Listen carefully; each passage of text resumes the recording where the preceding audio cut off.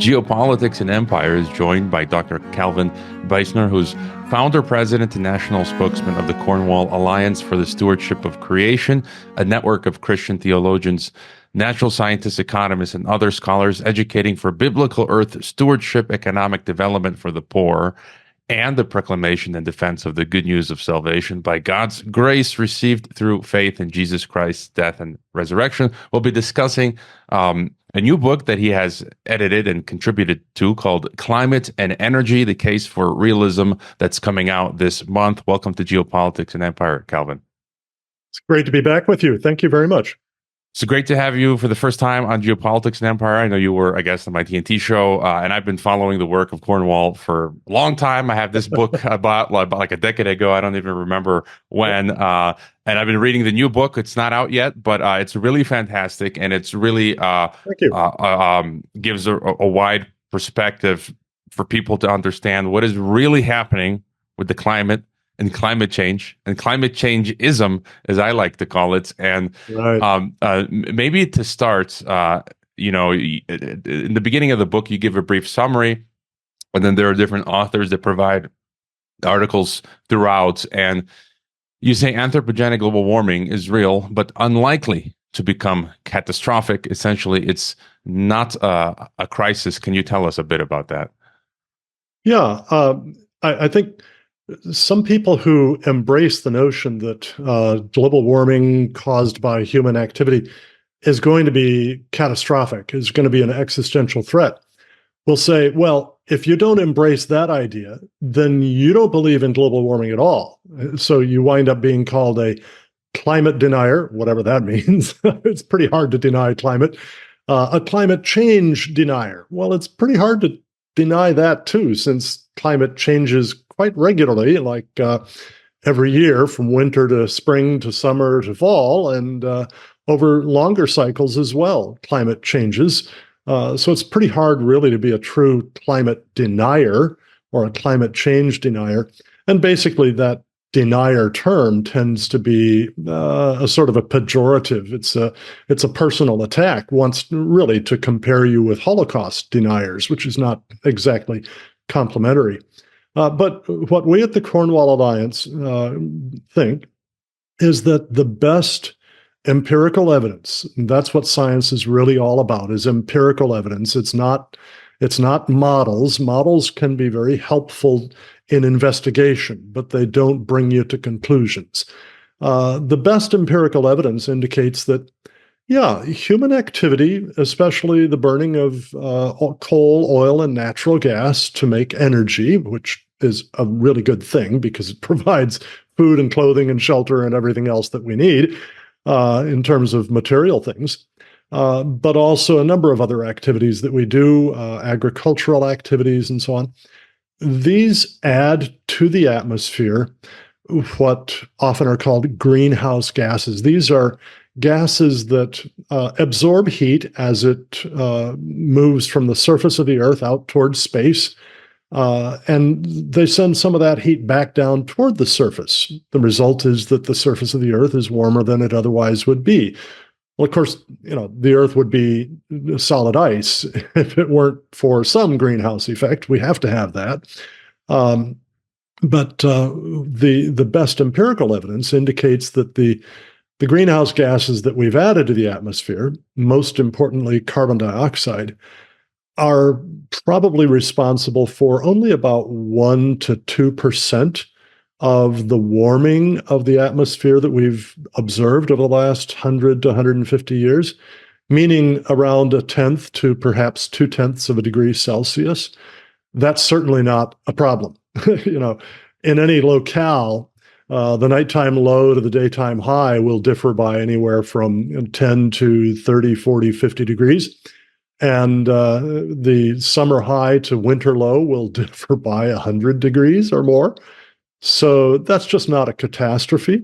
But the benefits we get from those fossil fuels and from other activities, growing plants, growing beef and pork and chicken and so on, the benefits from those are tremendous. And so we want to look carefully at a cost-benefit analysis. And when we do that, we think that the the demand to reduce our activities that contribute to global warming really flies up against the evidence that we would be better off if we didn't do that. And interestingly enough, even the UN Intergovernmental Panel on Climate Change tends to agree with us on that. They may have a somewhat more alarming view of how much warming comes, but that doesn't drive them to an alarming view about human well-being. They agree that regardless what we do, we're going to be much better off a century from now than we are today. There's, I totally agree with you. There's so much in the book, and so just, we're just going to cover. I want to cover a lot of this stuff, and then perhaps not as much in depth, which is why people can get the book when it comes out very soon. Right. But one of the early on, the sort of the kryptonite, one of the Achilles heels for this narrative of climate change. There's a number of them that really poke holes in their boat. And in the book, it's mentioned, quote, over the last 2 millennia, it was widely recognized that air temperature had varied considerably, with warm conditions during the Roman climatic optimum and the medieval warm period. And it says the problem with this picture is that the climate fluctuated naturally and without forcing by carbon dioxide, and more importantly, that air temperatures during the Roman climatic optimum and medieval warm period rivaled or exceeded those of the present without a concomitant rise in carbon dioxide. So it's like that right there just alludes to, it was warmer. We didn't have this energy. And then, and you have Roy Spencer in the book talking about the sun. It's like basically the sun is the radiative energy source for Earth's climate system, driving weather processes and thereby the climate state over time. And for me, it's like that. And I've talked to Piers Corbin, the astrophysicist, and I've actually purchased his weather action reports a decade ago. I taught a course called Environment and International Relations here, and I actually used his weather action report. Piers bases his predictions on the solar and lunar cycle, and he actually gets it right. I was to the day, like my mind was boggled when he accurately predicted the weather. And so your further thoughts on the medieval warm period and what would be like, and the sun as a factor. Yes, that really is a crucial matter, because the catastrophist narrative wants to say that what we're experiencing now is unprecedented in human history anyway. And yet we have very clear data that starting with the Minoan warm period around 200 BC, then the Roman warm period around 200 AD, and then the medieval warm period, roughly 900 to 1200 AD. Those periods were warmer than the present, and much warmer than any of those was what's called the Holocene climate optimum, which ran roughly about 8,000 to 4,000 BC. That's a much warmer period. All of those happened without any increase in the carbon dioxide content in the atmosphere. As a matter of fact, it was falling throughout those periods. And until just about 200 years ago, it was falling. Now, that's not to say that carbon dioxide added to the atmosphere doesn't make it warmer than it otherwise would be, right? That's basic physics, because CO2 is an infrared absorbing gas. It absorbs some heat as it moves out from the Earth. It re-radiates that heat. Some of it goes on out to space. Some of it comes back down to the surface. That's basic physics. But basic physics also tells us that if you drop a rock and a feather at the same moment from the same height, they'll hit the ground at the same moment. Unless, of course, they're in air, in which case the rock plummets and the feather kind of wafts back and forth, and it might blow up and get stuck in a tree and not come down for years, right? Reality is a lot more complicated than basic physics. So the key importance of the medieval warm period, the Roman warm period, the Minoan warm period, and the Holocene climate optimum is that they demonstrate that we do not know whether carbon dioxide was a bit player or perhaps half the cause of the last 100 years or so of warming, or maybe the majority cause. We just don't know. We can't know because we can't rule out other causes, especially causes related to the sun. We have an entire chapter on the role of the sun. That chapter is by Michael Connolly, who's an independent scientist based in Ireland with his PhD in spectroscopy, which some people might think, well, how relevant is that? Well, that's where you examine how light and infrared pass through various gases. That's how you're going to understand the heat trapping or heat retaining properties of so-called greenhouse gases. Also, his son Ronan Connolly, another independent scientist in Ireland, has been specializing in climate change since about 2008. And most importantly, in that chapter, we have Dr. Willie Soon, who is a former researcher with the Solar, Stellar, and Planetary Sciences Division of the Harvard-Smithsonian Center for Astrophysics, and probably the world's leading authority on how the sun affects climate. They argue in their chapter in our book that, yeah, the sun is undoubtedly a very important contributor to the cycles of warming and cooling, and it certainly can't be ruled out in terms of the current warming. And there are so many other topics here. Another is are the clouds and the oceans, right, and urbanization. And so, just briefly, if you could just comment on, from as I see it, it seems like the sun is the big one, and then you've got other smaller effects like the clouds and then the oceans, and then even urbanization. Just the thoughts on those. Yeah. Right. Well, where to start with the ones that you just mentioned? Let me pick up first urbanization, because actually we don't talk a lot about urbanization in this book.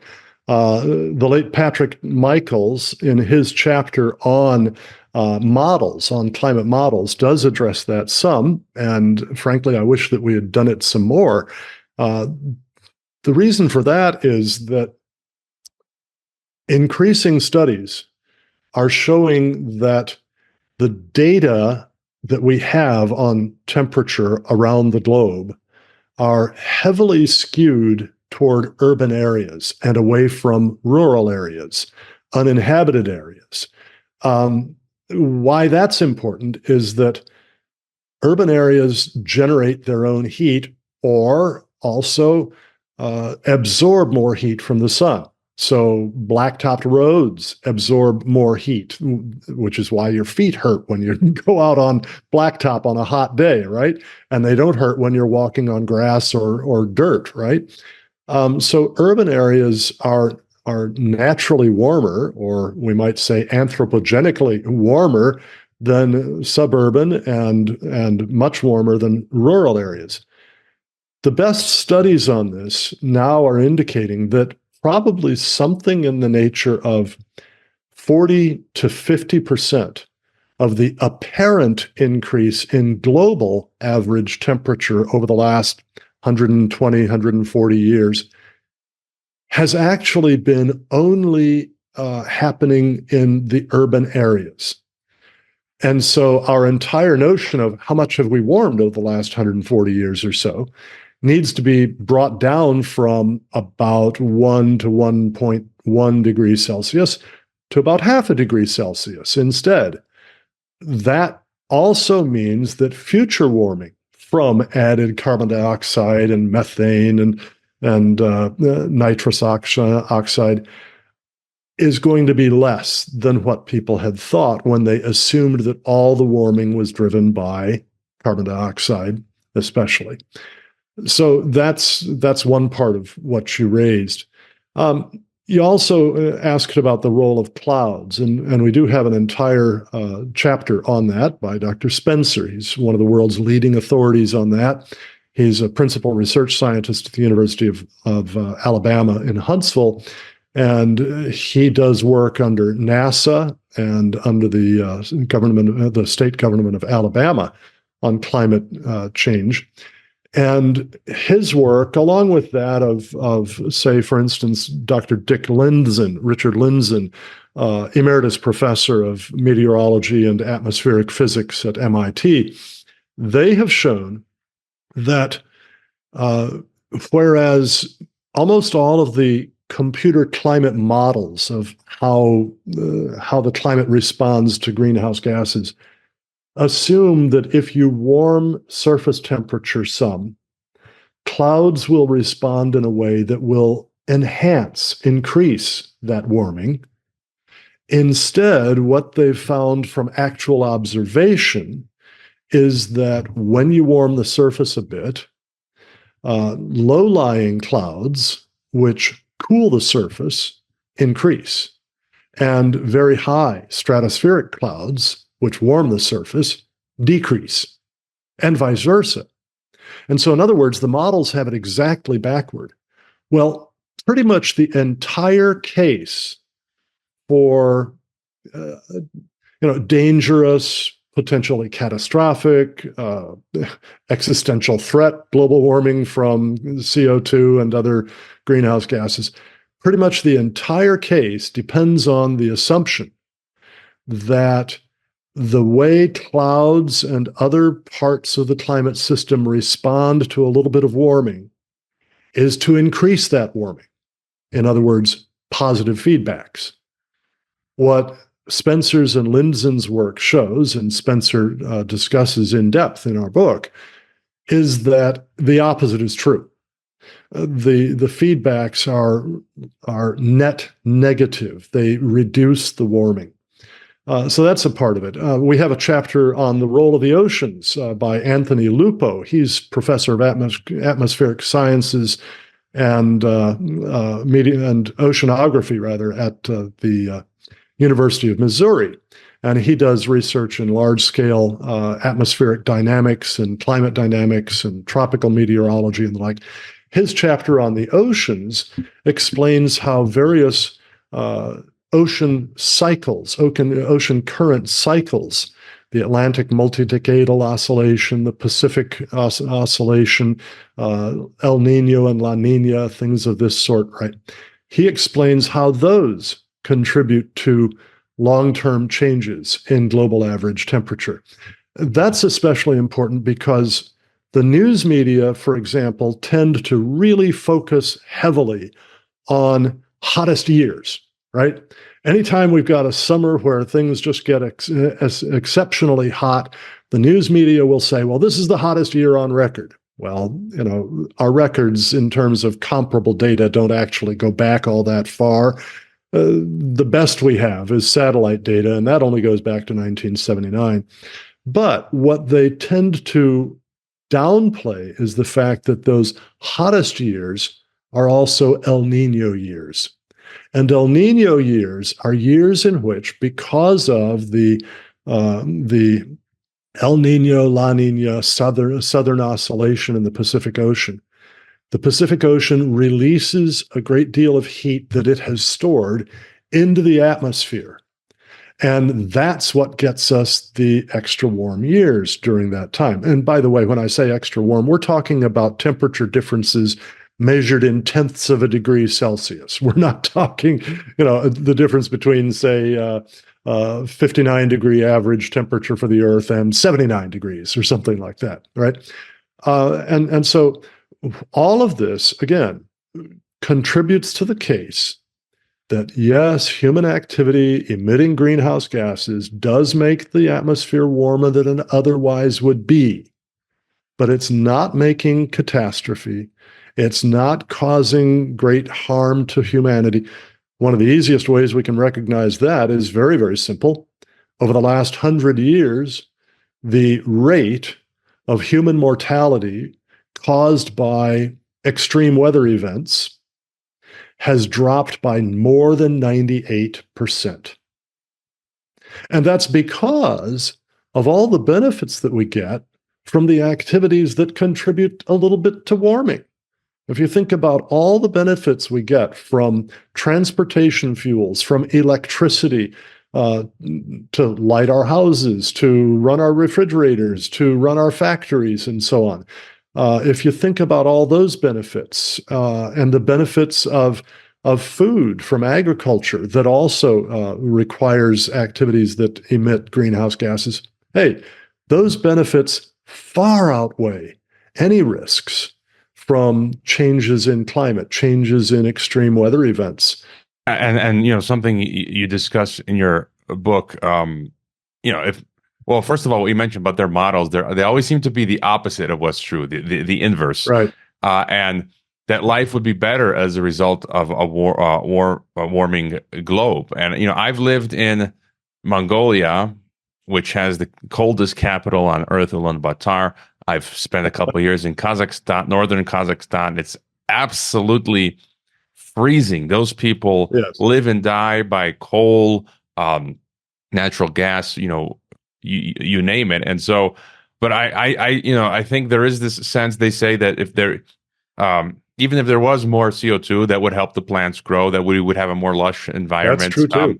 So any thoughts on life being actually better if the world was slightly warmer? And as you're referring to, even if we are warming, it's minuscule. I don't think the ice is going to melt. And by the way, it is strange that we see the Obamas and the Bill Gateses and the Al Gores purchasing mansions on beaches all over the place. Yeah. And so they're not actually walking the walk. Further thoughts there. Right. Well, why don't we start with the simple fact that we do know that the world warms and cools in long-term cycles, and we've had much, much colder cycles than the present, and significantly warmer cycles than the present. We're actually, in terms of cycles, we're due for some very significant cooling over the next few hundred years to perhaps a few thousand years. I used to live in South Florida. I was 15 miles from the beach, so it wasn't a beach house, right? But I was only 8 feet above sea level. And at the time, of course, the UN IPCC was putting out data on how much the melt of ice in Greenland and Antarctica was contributing to sea level rise. And again, you can't blame the IPCC for this, because its data, its figures were quite moderate. They didn't call for any rapid increase in the rate of sea level rise. But politicians, environmental activist organizations, and the news media trumpeted this. And Al Gore, of course, was saying that, oh boy, by the end of this century, or maybe even by 2050, most of Florida would be underwater. So I took the IPCC's own figures on the rate of sea level rise. And I asked, okay, at this rate, when will I have beachfront property so that my house is worth a whole lot more than it is now? The answer was about 3,600 years. Now, nobody, no climate scientist thinks that we're not going to have a natural cooling period sometime between now and 3,600 years from now. So that's just not a significant problem. I'm sorry, I've actually lost track of part of your question. So why don't you bring me back to it? Yeah, it just because you answered some of my other questions about the cooling cycle, because you also wrote in your book, it won't necessarily be moderated, this warming, prevented or even reversed by a new natural cycle of global cooling. And I've had people on discuss it. You sort of answer that. So there are people saying that we will be going into cooling in the future. Yeah. And it's interesting when they say we have these heat records, summer heat records, but they never mention cold records that we see all over the place every year. Any further thought on the threat of us going into a cooling phase? Yeah. First, of course, the cold records just don't make the news because that doesn't fit the narrative. But yeah, I think there is a very plausible case to be made for the notion that we will see significant global cooling over the next 2 to 5 decades because of a cycle in the sun. The solar energy output and solar magnetic wind output cycle up and down together. And together they affect temperature here on Earth. The solar energy output directly affects it because solar energy is our source of heat, right? So as that rises and falls, it contributes a bit to warming and cooling. Not an enormous amount, but a bit. But very important too is that solar magnetic wind moderates the influx of galactic cosmic rays. Now, why are those important? Because as they pass through the atmosphere, they interact with molecules in a way that forms cloud nuclei for low-level clouds. So, in other words, the more galactic cosmic rays we have coming into the atmosphere, the more low-level clouds we'll have. Well, low-level clouds cool the surface of the Earth. So, since solar magnetic wind blocks galactic cosmic rays, more solar magnetic wind means cooler temperatures on Earth. Well, solar magnetic wind and solar energy output cycle together. So you put those two things together, and there's a very plausible case to be made. And of course, we'll only know as we see the future, right? But there's a very plausible case for the idea that we're going to see some significant cooling over the next 20 to 40 or 50 years. That is discussed somewhat in one of our other chapters in the book. We have a chapter by Nicholas Scaffetta. He's written on let's see, which was his chapter? Gotta come to this here. I've got it as well. Let's see, Nicholas. Yeah, it's chapter 9, Holy Grail of climate change, quantifying climate sensitivity. Right. Yes. Thank you. It's we got too many chapters in here for me to keep track of, even though I edited the book. But Scaffetta is a professor of atmospheric physics and oceanography at the University of Naples in Italy, and he teaches on meteorology, climatology, and oceanography. And he is one of the world's leading experts specifically on how solar energy and magnetic wind input to the Earth's climate system affects climate. And so he has addressed that in his chapter, and I think he's made a very good case that probably the sun, and his chapter, of course, is here in agreement with the chapter by Connolly, and Soon, that the sun probably plays at least a very prominent role, if not the dominant role, in even the cycles of global temperature, not just the overall temperature of the Earth. And this, I guess, this goes to the question before that. Wouldn't a slightly warmer world be better for humanity, especially facing the opposite threat of a colder world? I personally don't see any problem. I'm here in Mexico, where it's pretty warm all year, and I just feel like I don't see any problem with a slightly warmer world. Do you? No, I don't.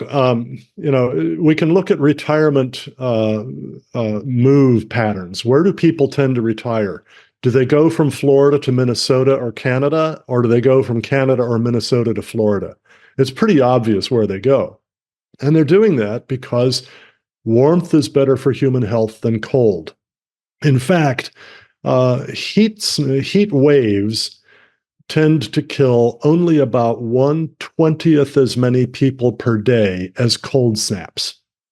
So just simply the reduction in the frequency and intensity of cold snaps would mean a net benefit, a very large net benefit to human health. Now, also, warming driven by greenhouse gases, pretty much all of the scientists agree on this, happens mostly toward the poles, mostly in winter, and mostly at night. It doesn't happen so much toward the equator, in summer, in the daytime. There are a variety of different reasons why that is so. But the consequence of that is that rather than raising temperatures where they're already high toward the equator, we're raising temperatures where they're low. That results in lengthened growing seasons for agriculture, and it also results in fewer mortality-causing cold snaps. So those are very good things. And then finally, we would be crazy if we didn't pay attention to what's the other impact of carbon dioxide in the atmosphere. It doesn't just contribute to warming of the atmosphere. It's also used by all plants. And the more of it they get, the better they grow. On average, for every doubling of carbon dioxide concentration in the atmosphere in which plants are growing, you get about a 35% increase in plant growth efficiency. Plants grow better in warmer and colder weather. They grow better in wetter and drier soils. They resist diseases and pests better. They make better use of soil nutrients. And all of that means more plant matter, including grain crops, fruit crops, and so on that we human beings depend on, right? More plant matter for everything that eats plants. And everything that eats something else that does eat plants. And if we ask ourselves, now, who benefits the most from that? It's the world's poor, who have the toughest time affording enough food, right? And so added CO2 in the atmosphere is a tremendous benefit to everything living on Earth. The whole notion that climate change, here's another claim of the catastrophist narrative. Anthropogenic climate change is driving the sixth great extinction, right? We're going to see thousands and thousands, maybe millions of species driven extinct by global warming. Now, there is zero empirical evidence behind that. It's all a matter of computer modeling, and modeling that, frankly, is based on crazy assumptions. But that's the claim. The opposite is what we ought actually to expect. With the increased growth of plants, and with their being able to expand their ranges, because remember, they grow better in warmer and cooler temperatures and in wetter and drier soils, right? That means they're going to spread to warmer and cooler places, wetter and drier places.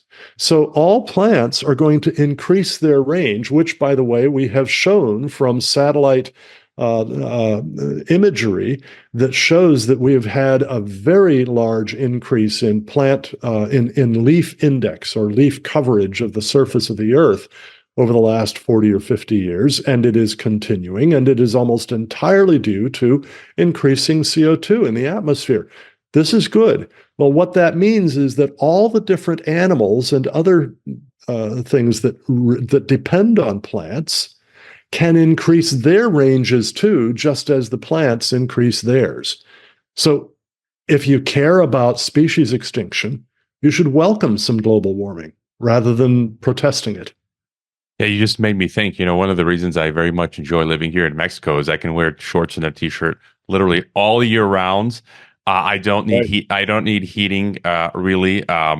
Or cooling. I am using it now a little bit, but we don't expound as much energy as we living in a place like Mexico versus like when I was living in Mongolia or Kazakhstan. And just a few things that you mentioned, warmer climates providing more food. I know people here in Mexico, they've got some weekend home outside of the city, and they've got like fruit trees, avocados, mangoes, and they just get so many avocados, they don't know what to do with them. They're just giving them away for free. And it's like, isn't that wonderful that you could have just an abundance of food in such a warmer climate? And I don't even think, for me, winter doesn't exist in Mexico, but just this past winter, a handful of people, Mexicans, passed away because of the cold snap, as you mentioned. Or even in Mongolia, like I've come across people who there's a drinking problem in Mongolia. They call it the Soviet hangover, a lot of vodka drinking, and you'll see people passed out in wintertime on the street. Sometimes they'll freeze to death. They'll literally, freeze to death and die. And you don't have as much of a problem like as you mentioned. And I'm just giving my personal experience. My experience confirms what you're saying. And I do then want to move to, and this is for me the juicier part about, who is doing this, why are they doing it? In your book, you talk about, energy. Of course, you say the transition, this transition to renewables and away from hydrocarbons. I don't like the term fossil fuels because I don't think I'm more of the abiotic view, because I think that's also a more biblical perspective, that I don't think oil comes from fossils. I think comes from the ground. Coal And probably does, but not likely oil and natural gas. I think there's a good case to be made for the abiotic, developed in the mantle of the earth theory about natural gas and coal and oil, rather. Yeah, maybe we can get into that if we have time. And you say that the transition would slow, stop, or reverse the conquest of poverty and the high rates of disease and premature death that invariably accompany it for billions of people around the world. Yeah. I've been lately calling this, so these policies that they want to implement, energy and everything else, neo-feudalism. Instead of net zero, I call it death zero. And I'm not making any more bones about it. And so your further thoughts on absolutely what they're trying to do, the solar, the winds. Over the weekend, literally, the governor of my state here in Jalisco, Mexico, Enrique Alfaro, a friend of mine, sent this clip to me. He was at a press conference. Last year was the first year here in Mexico we had to do the vehicle emissions test, pay it, and take the test. And if you don't take it, you get into trouble. Up until now, Mexico was really not doing that. And the governor he literally said that this is a global program that all countries have to abide by. And he said the vehicle emissions test. And he said that,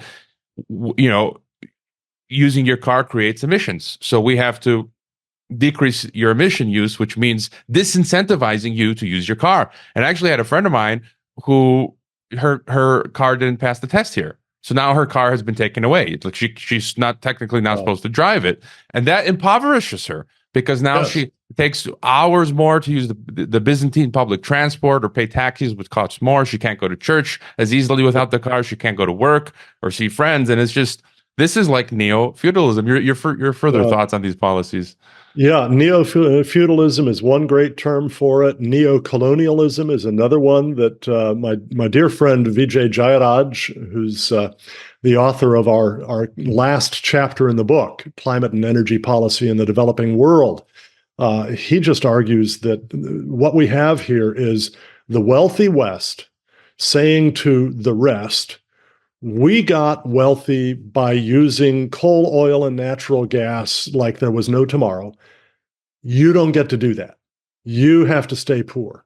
You have to continue to use wood and dried dung and other biofuels as your primary heating and cooking fuels. And you have to basically do without modern transportation, do without significant electricity availability. This is, I think, just absolutely condemnable. It is morally reprehensible what the West is asking the rest to do, or practically demanding that they do. No, I think what we need to do is to recognize that the benefits derived from abundant, affordable, reliable, scalable energy, especially in the form of electricity for homes and businesses and the like, and especially in the way of transport fuels for cars, trucks, planes, and the like. The benefits from these things so far outweigh, thousands of times outweigh, the harms that come from them, that it's just simply scandalous that wealthy Western environmentalists are telling the world we have to back away from these. Could the United States, could Western European countries, highly developed countries already, could they transition significantly from hydrocarbon fuels to wind and solar? Yes, at extremely high cost and with great reductions in the reliability of our electrical grids. And there would be price to pay in terms of human mortality because of that.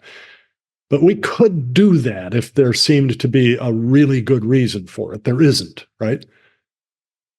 But countries in sub-Saharan Africa, places like India, Southeast Asia, and the like, Mongolia would be a good example.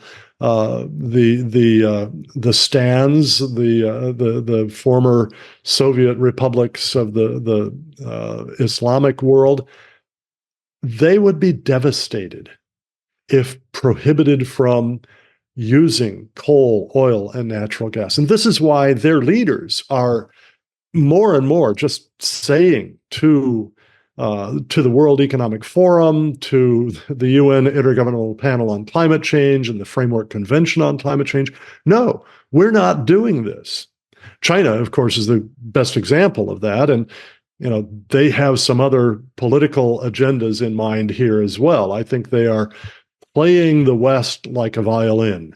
Their aim is to get us to reduce our energy use, which reduces our prosperity, which reduces our ability to afford competition with them, whether economic or military.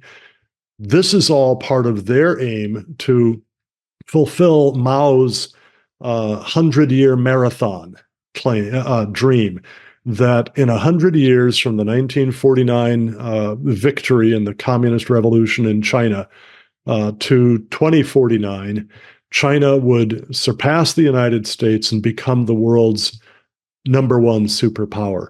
They are playing us like a violin, taking control of the sources of lithium and cobalt and so on, and taking control of the production of wind turbines, solar panels, all of that sort of thing, and then selling these things to the West.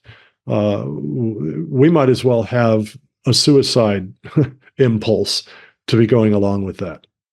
That's how I've described this policy in the West. It's total civilizational suicide. And you mentioned control. Just to go further, I mean, not only is it neofeudalism or neocolonialism, it's totalitarianism. I mean, yes. And it's a religion, because it's a green religion. I've got a friend of mine who's convinced that the Green Rider in the book of Revelation refers to this green movement now. And I just read last week, the ECB, European Central Bank, so the EU, they're basically saying, if you're not down with the green values, with this green ideology or green religion, you cannot work here. It's reminiscent of you can't buy or sell, like what we went through from 2020 onward. Even here in Mexico, there were places you could not enter in some states to the supermarket to buy food. Some people could not be employed anymore. Like literally, you can't buy or sell. It's totalitarian. And then even the banks here in Mexico now, we're seeing this all around the world, where they've updated the app, and now it has like a carbon tracking system, carbon social credit score. And so, we're already seeing you can't work here if you don't believe in these green values. We're tracking your individual daily energy use. I've got friends that work in corporations in Mexico. They say they're having green audits now. They're checking to see how many, LGBT people you've hired, how much energy you're using. Any further thoughts? And they also, we've seen on mainstream news every week now, they're saying don't have children. Those are climate crimes. So, it's this, again, Malthusian ideology, depopulation, and total control. Any further thoughts on some of these ideas that they're putting out there? Well, we could go for another couple of hours unpacking what you've just gotten into. So much of this is rooted. I mean, you mentioned, for instance, advising people not to have children, and counting children toward your carbon footprint, right? So much of this is all rooted in the old Malthusian and then the neo-Malthusian worldview that sees human beings as a burden on the earth, rather than as made in the image of God to be productive and to be good stewards of the earth. And this is a major element of the message of the Cornwall Alliance for the Stewardship of Creation. Because we are made in God's image, we are given the task of representing God on the earth to all the rest of life on the earth. And so when God tells us in Genesis 1:28 to be fruitful and multiply and fill the earth and subdue it and rule over it, we need to look at that in its context. Why is it that God would want us to do this? Is it because he wants us to just go out and totally abuse and exploit the earth, to rape and pillage the earth, so to speak? Certainly not. We need to learn what it means for us to exercise a proper subduing and ruling of the earth by looking at what God has done, because after all, we're made in his image. So, what do we learn from the previous 27 verses of Genesis? Well, God, in the beginning, made the heavens and the earth. And at first, the earth was without form and void, and darkness was on the face of the deep. And God said, "Let there be light." And there was light. And then we got the rest of the story of creation. What does he do? He brings everything out of nothing. He brings light out of darkness. He brings order out of chaos. He brings life out of non-life. He brings great abundance and variety of life on the earth. So what should our function look like? What should our stewarding of his creation look like? It should be likewise. We should be increasing light, which the Bible uses consistently as a metaphor for truth, understanding, knowledge, right? We should be increasing light. We should be increasing order, bringing more and more order out of less and less order. We should be bringing more and more life out of less and less life. We should be preserving and even enhancing the varieties of life. There are hundreds of varieties of various different domestic animals now that didn't exist as recently as a few centuries ago because of our breeding. There are varieties of all sorts of plants that we've brought about because of crossbreeding and now genetic engineering. All of these things are ways in which we reflect the image of God. So here at the Cornwall Alliance, what we say is that our calling is to enhance the fruitfulness and the beauty and the safety of the earth to the glory of God and the benefit of our neighbors. When we do those two things, we're really fulfilling the two great commandments: to love God and to love neighbor. Yeah, for me, you just eloquently explained what I have always instinctively understood after having read the Bible. Going through it the first time, that was my instinct. You've just explained it, fleshed it out. And something else the Bible alludes to, and what I want to ask you about, as to what this, furthermore, what this really is about, this climate changeism, as I call it. In the book, again, you guys touch on it, the history. You go into depth, the history and the politics of the climate change movement. Right. That it's a well-funded and orchestrated eco-socialist campaign to transform global society through wealth distribution. You mentioned the World Economic Forum, Great Reset. We talk about that a lot on this podcast.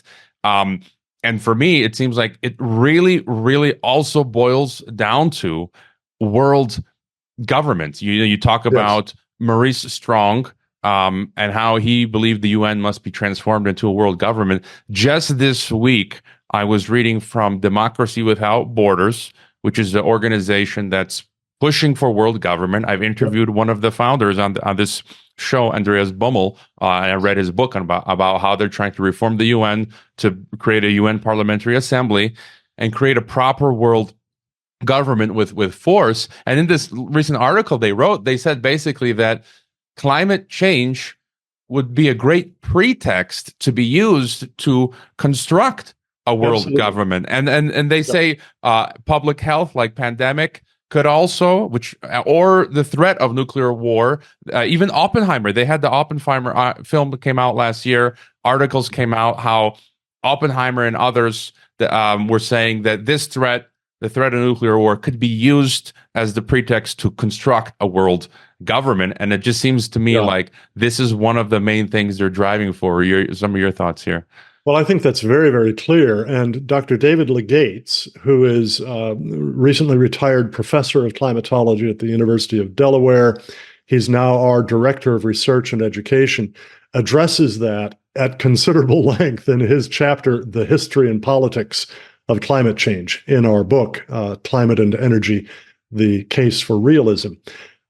David makes a very, very strong case that the politics behind this are all dedicated to the destruction of national sovereignty and the replacement of it with basically a one world government. Now, if you've ever been frustrated with how difficult it is to get, say, your city council to take seriously a problem that you have, imagine how difficult it would be to get somebody in a global parliament to take seriously a problem that you have. Every time you go from more local to less local to, larger and larger scope of government, you reduce the dependence of those in that government on the consent of the governed. Now, I happen to believe that one of the keys that made America such a successful place was its commitment to the principle that government is supposed to rule by the consent of the governed. Well, one of the ways that we exercise consent is by voting, right? And so we elect people to office to represent us because we can't all be involved in all decisions, right? But another way that we vote, another way that we exercise consent, either giving it or withholding it, is by where we choose to live, right? And so one of the ways of describing American politics has been that America is a set of experiments, political experiments. Every state is its own experiment. Every city is its own experiment. And as states and cities try on various different policies, people are attracted to them or they're repelled from them. And so you have changes in population, changes in where people choose to live. If you eliminate all borders, if you eliminate national sovereignty, if you have just one world government, that means of exercising consent disappears. If I don't like the policies of Pennsylvania, I can move to Florida or vice versa. But there is no planet B. If I don't like the policies of the global government, I can't move to Mars, even despite Elon Musk's highest ambitions, right? So I think it's very important that we recognize the globalizing tendency of the climate catastrophist narrative and the politics that go with it, and that we stand against that. And when we do that, we're really fighting for freedom. We're fighting for justice, truly, because justice requires that people get what they deserve, not what they don't deserve. And that's not going to be served well at a global level by a global government. If you doubt that, just ask the people who live within the European Union, who have watched the European Parliament go from barely any power to exercising enormous power over the lives of people who have no say about who occupies seats in that parliament. No, we don't want to go that direction. We want to emphasize the importance of localism. We want to devolve power from wider jurisdictions to narrower jurisdictions in order to defend and restore government by consent of the governed. You mentioned the EU. I'm also an EU citizen, and I recently interviewed one of my former professors who I'm trying to find the exact quote, but he's been saying he's a former UN independent expert, senior lawyer at the UN, and he himself is saying that the EU is now a scam.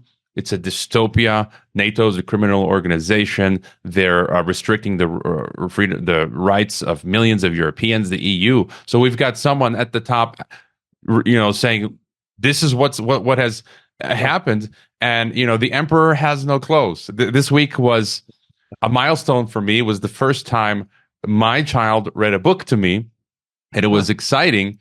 And I think that also is exciting, isn't it's very symbolic in many ways, because the book that she happened to read to me that we had, it was the Emperor Has No Clothes, and it's that's great. and so it's like, what is to be done? The UN emperor and our national governments that are going along have no clothes, and we're forced to go along and sort of pretend. And I would assume you're optimistic, like I am in a way. People say I'm black-pilled from a secular material worldview. I am sort of black-pilled or even cyanide-pilled, because I see things progressively getting worse. As I feel like the Bible says things are just going to keep getting worse until Gandalf comes down the hill, right? Jesus, and that's my white pill. So because of that, I always have a optimistic worldview in the end. Metaphysically speaking, but worldly speaking, not so much. What are your thoughts on what can be done? What can we do? And are you optimistic for the future? I am optimistic for the future, truly, and I am not because of newspaper headlines. I'm optimistic for the future because I believe that the Bible tells us that faith in Jesus Christ is going to continue to spread around the world, and that will bring more and more people to living in a way that is mutually respectful, that seeks to love our neighbors and to do to others as we would have them do to us, to live in obedience to the Ten Commandments. You shall have no other gods before me, not take the Lord's name in vain, and treat him as irrelevant or unimportant, not to worship idols, including the idols of wealth and health and power and sex and anything else. Not to honor the Sabbath, to have a day of rest, and this pattern of the importance of a day of rest every week. That's not something that any other religion than Judaism and Christianity has taught, but this is important to human beings. Work is of our nature because we are created in God's image, and he's a worker, but so is rest. And then we have, honor your father and mother, the first commandment with a promise that it may go well with you when on the earth. You shall not kill. You shall not commit adultery or any other form of sexual unfaithfulness. You shall not steal. You shall not lie, bear false witness against your neighbor. You shall not covet. If we would all, we could get rid of pretty much the entire federal registry in the United States and all the law codes if we would just all abide by the Ten Commandments. As the Christian faith continues to spread, more and more people will begin to live consistently with this. And I used to be a professor of church history. The current rate of growth of the Christian faith around the world is more rapid than at any other time in history. And that's really exciting. Are we seeing contraction in the what we used to call Christendom, basically Western Europe and some of Eastern Europe and North America, other countries heavily influenced previously by the Christians? Yeah, we're seeing some contraction, and yet that has come and gone over the centuries. But we're seeing rapidity of growth in the global South, unlike anything in the history of the church. Jesus Christ told us that the very gates of hell would not prevail against his church. Now, that doesn't depict hell swinging its gates at us to try to knock us down. Gates are meant to keep somebody out, right? The picture is of the church assaulting the gates of hell. And he says those gates will not prevail against his church. So I believe that the Christian faith is going to continue to spread and continue to grow around the world, and that will bring about more justice, more liberty, more peace, and more prosperity. I don't get that from the news. I get that from Scripture. I had a couple years back, I guess, on the podcast, people can check the archive. Robert Woodbury, I think is his name. And he did a study, a paper on how in Africa, where there was a higher presence of evangelical or more Protestant-like Christianity, there was higher levels of democracy and higher economic development, which is quite fascinating and kind of, I think, speaking to what you're saying. And then, there's more in your book. Any final thought? Something interesting that you guys talk about is the narrative control, how science has become anti-science, this cult, the state-sponsored cult, sort of, and so they control the narrative, the school academy, and now this talk of denialism. It's almost like the Middle Ages again in the Inquisition. I was reading yesterday, one YouTuber was saying how Google has a new policy on the new denial. So it's like burn him at the stake, but I guess digitally speaking today. And so, any final thoughts for us? Do you think this climate change program eventually collapses? And any final thought for us? Well, I do think, I just thought back to the book, The Structure of Scientific Revolutions by Thomas Kuhn that came out in the late 1950s. And, it's easy to be pessimistic about the extent to which an orthodoxy now controls the narrative about climate change. But if you look back through the history of science, what you see is that over and over again, dominant paradigms have collapsed. And they don't collapse typically because of a slow accretion of evidence that bit by bit persuades this person or that person.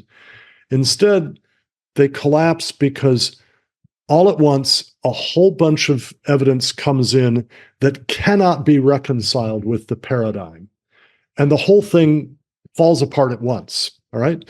So I think that is going to happen with the catastrophic anthropogenic climate change narrative. I don't think it's going to happen with the sensible narrative of benign, partially anthropogenic climate change. That makes perfect sense, right? So I do think that we can look forward to that. I do think that it is slowed by the control of so much peer-reviewed publishing by the catastrophists. It's very difficult to get published in major peer-reviewed journals if you challenge catastrophic man-made global warming today, right? But I think it's going to become increasingly easy to do that as the narrative falls apart. So I have some optimism there as well. If I may, I'd like to just point out that this book, and by the way, it's almost 500 pages long, so this is substantial. I mean, you've been reading it yourself. But the Cornwall Alliance is going to offer, as long as our supply lasts, a free copy of this book to everyone who donates to us during the month of April. The printed copies of the book are due out March 19, so we'll start this offer with April 1st, and 100% of the donation will be tax deductible because we're not offering this for sale or anything like that. It's just our way of saying thank you when people make a donation of literally any size.